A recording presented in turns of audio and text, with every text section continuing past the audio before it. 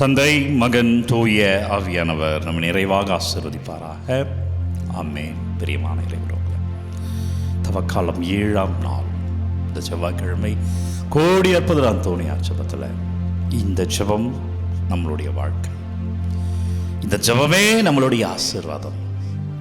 இறைவார்த்தை தருகிறேன் பாருங்க. லூக்கா நற்செய்தி 24வது அதிகாரம் 29வது வார்த்தை. இயேசு தம்முடைய சீடர்களை பார்த்து சொல்லுகிறார். இன்றைக்கு ஆண்டவர் இயேசு சாமி இந்த ஆராதனை மூலமாக நம்மை பார்த்து சொல்லுகிறார், இதோ என் தந்தை வாக்களித்த வல்லமையை நான் உங்களுக்கு அனுப்புகிறேன். இயேசு வல்லமையை அனுப்புகிறார், தூய ஆவியானவர் அனுப்புகிறார். அவர் ஆற்றலை நமக்கு தருகிறார், அவர் கிருபையை நம்ம மேல் பொழிகிறார். இந்த வல்லமையை உங்களுக்கு அனுப்புகிறேன், நீங்கள் விண்ணகத்திலிருந்து வரும் அவ்வல்லமையால் ஆட்கொள்ளப்படும் வரை இந்த நகரத்திலே இருங்கள். அவர் வல்லமை தருகிறார், அந்த வல்லமை பெறுகிற வரை அந்த நகரத்திலே இருங்கள் என்கிறார். நான் சொல்றேன், பிரேயர்லே இருங்கள், ஆலயத்தில் இருங்கள், ஜெபமாலையில் இருங்கள், ஒரு தனி ஜெபத்திலே இருங்கள், பாஸ்டிங் பிரேயர் இருந்து, நோன்பு இருந்து ஆண்டவரிடம் மன்றாடி இருங்கள். அந்த வல்லமை பெறுகிற வரை. அதன் பிறகு நீங்கள் சொல்லுங்கள், அதன் பிறகு நீங்கள் செயல்படுங்கள், அதன் பிறகு உங்க பிள்ளைகள்கிட்ட பேசுங்க, அதன் பிறகு கணவனிடமும் மனைவிடமோ உரையாடுங்க, அதன் பிறகு மற்றவரோடு பழகுங்க. வல்லமையோடு நாம் செய்வோம். செய்கிற ஒவ்வொரு செயலும் ஆற்றல் நிறைந்ததாக இருக்கும். ஏனென்றால் ஆண்டவர் வாக்களித்த வல்லமை பெற்ற பிள்ளைகள். அதான் இறைவார்த்தை தருகிற லூக்கா நற்செய்தி 24:29. இதோ என் தந்தை வாக்களித்த வல்லமையை நான் உங்களுக்கு அனுப்புகிறேன், விண்ணகத்திலிருந்து நீங்கள் வல்லமையை பெறுகிற அல்லது ஆட்கொள்ளப்படும் வரை இங்கே இருங்கள். பிரேயர்ல இருந்துடணும்.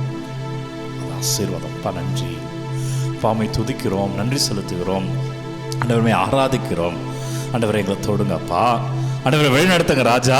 அப்பா ஆசீர்வாதத்தால் நிரப்புங்க, ஆண்டவர் வல்லமையால் நிரப்புங்க, அப்பா அபிஷேகத்தால் நிரப்புங்க ராஜா. அன்பர்களே, ஜெபம் ஆற்றல். அன்பர்களே, அதுதான் இன்றைக்கு நற்செய்தி. இன்றைக்கு நற்செய்தி மத்தேயு நற்செய்தி 6வது அதிகாரம் 7லிருந்து 15 வரை உள்ள இறை வார்த்தையிலே ஜெபம் என்பது ஆற்றல், அவர் வல்லமையை பெறுதல். எனவே பிரியமான இறை உறவுகளை, ஜெபம் 3 வகை ஜெபமாக பார்க்கலாம். ஒன்று உடலிலிருந்து வருகிற ஜெபம். அப்படி என்றால் வார்த்தைகளும் வெளி அடையாள செயல்பாடுக்கு அதிக முக்கியத்துவம் கொடுப்பது, இதுவும் ஜெபம்தான். வார்த்தைகள் சொல்லி ஜெபிக்கிற பொழுது இன்னும் அதிகமாக நம்ம அவரோட இருப்போம், நம்ம டச்லேயே இருப்போம். நம்ம வார்த்தைகள் சொல்லி ஜெபிப்பது, இந்த வார்த்தைகள் அதிகமாக்கப்படுகிற பொழுது அதிகமாக ஆசீர்வாதம் பெறுதல் என்று நினைப்பது. வார்த்தைகள் சொல்லி ஜெபம் பண்ணிகிட்டே இருப்பாங்க, அதுவும் ஒரு வகையான ஜெபம் தான். இரண்டாவது, அந்த வார்த்தைக்கும் வாழ்க்கைக்கும் தொடர்பு சில நேரங்களில் இருக்காது. இந்த வார்த்தையில சொல்லி ஜெபிக்கிற நல்லா ஜெபம் பண்ணுவாங்க, ஆனால் வெளியில் வந்து கெட்ட வார்த்தையாக பேசிட்டு இருப்பாங்க. ஆண்டவரை பற்றி அதிகமாக பேசுவாங்க, ஆனால் வெளியில் மற்றவங்களை பிரித்து பார்க்குறவங்க இவங்கள தான் இருப்பாங்க. ஃபாதர்கிட்ட போய் தப்பாக மற்றவங்களை போய் சொல்கிறவங்க இவங்கள தான் இருப்பாங்க. சில பேர், எல்லாரும் இல்லை, சில பேர். எனவே அப்படி தொடர்பு இல்லாமல் இருக்கும் இந்த ஜெபம். இரண்டாவது ஜெபம் மனதிலிருந்து ஜெபிக்கிற ஜெபம். என்ன இந்த மனதிலிருந்து வருகிற ஜெபம்? அதிகமாக சிந்தனைக்கு முக்கியத்துவம் தருதல். இறைவல் சிந்தனைகளோடு, அங்கே படிக்கிற சிந்தனைகளோடு, இந்த ஃபாதர்கிட்ட கேட்ட சிந்தனைகளோடு, அங்கே கேட்ட சிந்தனைகளோடு, சிந்தனைக்கு முக்கியத்துவம் தந்ததோடு ஜெபிப்பது. நிறைய பேர் இதை செய்வாங்க. அடுத்த கட்டத்தில் இருப்பவர்கள், இதில் அதிகமானவர்கள் இருப்பார்கள். சிந்தனைக்கு முக்கியத்துவம் கொடுத்து கடவுளை பற்றியும் அவரது இயல்பை பற்றியும் சிந்திப்பதை ஜெபம் என்று. ஆண்டவர் எப்பேற்பட்டவர், ஆண்டவர் அப்படி இருந்தவர், அப்படி இப்படி செய்தார் என்று அதை யோசித்து ஆண்டவர் செய்த யோசித்து செய்வது பல நேரங்களில் நம்ம செய்வோம். பெரும்பாலானவங்க இதை செய்வார்கள். அடுத்ததாக, அனைத்தும் கடந்தவரை அனுபவபூர்வமாக அணுகும் முயற்சி. எல்லாத்தையும் கடந்தவரை நம்ம அனுபவத்தின் மூலமாக அவர் தேடுறது, நம்ம எக்ஸ்பீரியன்ஸ் மூலமாக அவரை அடைகிற முயற்சி. இவர் எல்லாத்தையும் கடந்தவர், ஆனால் நான் இவரை எப்படி கடக்க முடியும், நான் இவரை எப்படி தேட முடியும், நான் எப்படி கடப்பதை விட அவரை அடைய முடியும் என்றால் என் எக்ஸ்பீரியன்ஸ் மூலமாக, காட் எக்ஸ்பீரியன்ஸ் மூலமாக, இறை அனுபவத்தின் மூலமாக, ஜெபத்தின் மூலமாக. மூன்றாவது ஜெபம் ஆவியிலிருந்து எழுகிற ஜெபம்.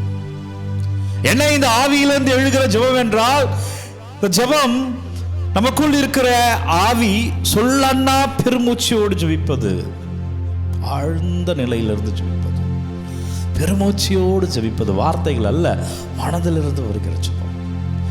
அது இந்த உடல் மொழிகளை விட நாம் கேட்ட இறை சிந்தனைகளை எல்லாம் கடந்து எனக்குள்ளிருந்து வருகிற ஆவியின் ஜெபம். என்னுடைய ஆவி தூய ஆவியோடு இணைந்து வருகிற ஜெபம். வார்த்தைகளையும் சிந்தனைகளையும் கடந்த நிலை, ஆனால் கத்தியெல்லாம் பெற்றிருக்க மாட்டாங்க. இந்த நிலைக்கு சென்றவங்க மூன்றுமே ஜெபிக்கிற முறைகள் தான். மூன்றாவது ஆழமான ஜெபம், வார்த்தைகளையும் சிந்தனைகள் கடந்த நிலை, உள்ளத்தை இறைவன் பால் முழுமையாக எழுப்புவது. அவங்கள டிஸ்டர்ப்லாம் பண்ணிட முடியாது. அவங்க அந்த ஜெபத்தினுடைய உச்சத்தில் இருப்பார்கள். புனிதர்கள் இந்த நிலையில் தான் இருந்தார்கள். புனிதர்கள் இப்படி இருந்தவர்கள் தான் புனிதர்கள். அன்னை மரியாளின் ஜெபம், இந்த வார்த்தை எத்தகையதோ என்று எண்ணி தனக்குள்ளார்ந்து சென்றார். இப்படி இந்த யோசேப்பினோட ஜெபம் இதுவும் பெருசாக சொல்லப்படலை, பெருசாக விளக்கங்கள் தரப்படலை. ஆனால் தன் உள்ளார்ந்த மனதிலே அந்த இறைவனை ஏற்றுக்கொண்டு தனக்குள்ள அவர் பேசிக்கொண்டு செய்த ஜெபம். பிரியமான அன்பு இறை உறவுகளே, இந்த ஜெபத்தில் இருக்கிற பொழுது இந்த ஜெபங்கள் நம் ஆண்டவரிடம் நம்மை சேர்க்கின்ற ஜெபமே ஆசீர்வாதம். இந்த 3 பேர் ஜெபம் தான், எதையும் குறைத்து நாம் மதிப்பிடவில்லை. ஆனால் அந்த 3ஆவது ஜெபம் ஆழமான ஜெபம், அதை நோக்கி தான் நன்றி. ஜெபத்தினுடைய ஆழத்தை சொல்லுகிறாரே, ஜெபமே ஜெயம் என்று சொல்லுகிறாரே, ஜெபமே வாழ்க்கை என்று சொல்லுகிறேன். நன்றி தகப்பனே. ஒவ்வொரு பிள்ளைகளுக்காக ஜெபிக்கிறேன். செவ்வாய்க்கிழமை கோடியார் தோடியார் ஜெபத்தில் பிள்ளைகளுடைய கட்டுகள், பிள்ளைகளுடைய பலவீனங்கள், பிள்ளைகள் என்னவெல்லாம் சந்திக்கிறார்கள் அதிலிருந்து விடுதலை பெற, பிள்ளைகள் கஷ்டங்களிலிருந்து விடுதலை பெற அப்பா நீங்கள் தொடுங்க, ஆசீர்வதிங்க. வல்லமையான நற்கருணை ஆண்டவர் உங்களை தொடுவாராக. ஆண்டவர் இயேசு சாமியின் பெயரில் அபிஷேகமாக இருப்பீர்களாக. கோடியார் புதர் அந்தோணியார் ஜெபத்தில் இன்றைக்கு ஆசீர்வாதமாய் வாழ்வீர்களாக. எல்லாம் வல்ல இறைவன் நம்மை தந்தை, மகன், தூய ஆவியார் நம்மை நிறைவாக ஆசீர்வதிப்பாராக. இந்த நாளும் இனிய நாளே. பிரியமான அன்பு பிள்ளைகளே, தவ காலத்திலே 7ஆம் நாளில் இருக்கிறோம். ஜெபமே ஆசீர்வாதம். நீங்கள் ஜெபிக்கிற முறையை தொடர்ந்து செய்து கொண்டே இருங்க. இந்த காணொலி யாருக்கு தேவை நினைக்கிறீங்களோ அவர்களோடு பகிர்ந்து கொள்ளுங்க. உங்கள் விண்ணப்பங்கள் கமெண்ட்டில் அனுப்பு. உங்களுக்காக நான் ஜெபிக்கிறேன். ஜெபிப்போம், வாழ்வோம். God bless you. Take care.